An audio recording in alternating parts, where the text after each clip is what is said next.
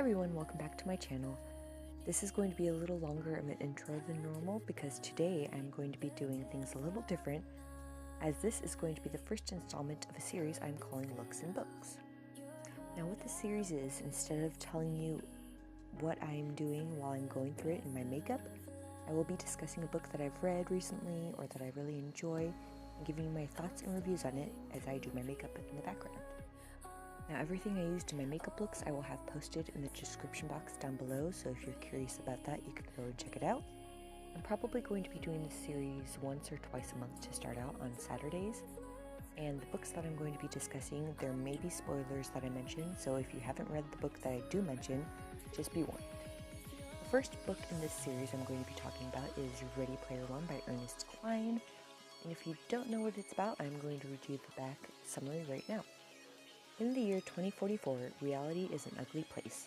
The only time teenage Wade Watts really feels alive is when he's jacked into the virtual utopia known as the Oasis. Wade's devoted his life to studying the puzzles hidden within this world's digital confines, puzzles that are based on their creators' obsession with the pop culture of decades past and that promise massive power and fortune to whoever can unlock them. But when Wade stumbles upon the first clue, he finds himself beset by players willing to kill to take this ultimate prize. The race is on, and if Wade's going to survive, he'll have to win, and confront the real world he's always been so desperate to escape.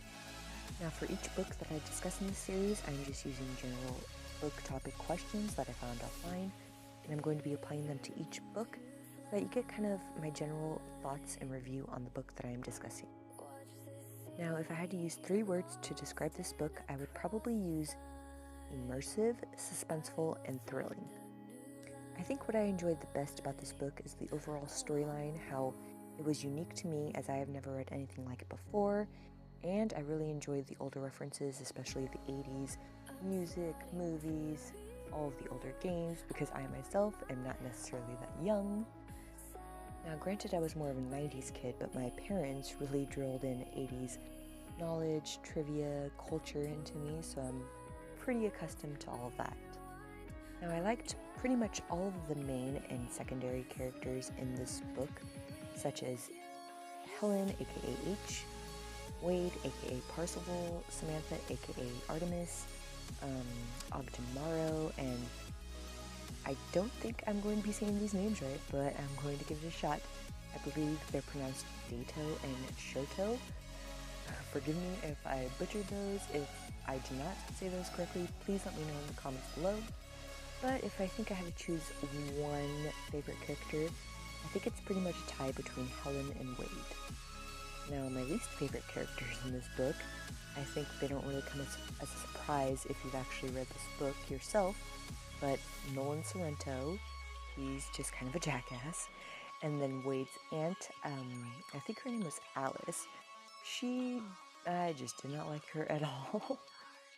Now, if there was anywhere that I could visit in this book, I would have to probably say the Oasis, which is this virtual reality game that this character named Halliday created.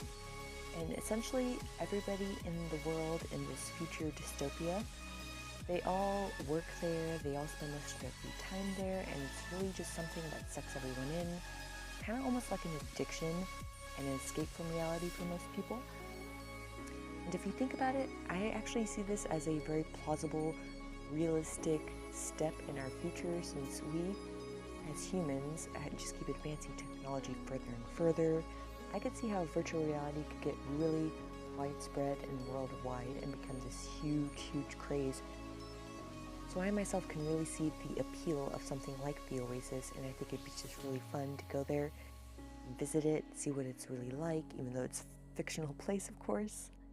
Now for me, I was engaged probably within the first 30 pages of this, which is kind of a must for me because I either like something by then or I don't like something by then, and I was drawn into the story and the character of Wade, of course. I think Ernest Cline did a really good job of having it plot and character driven because it's such a believable kind of a story, even though it is fiction.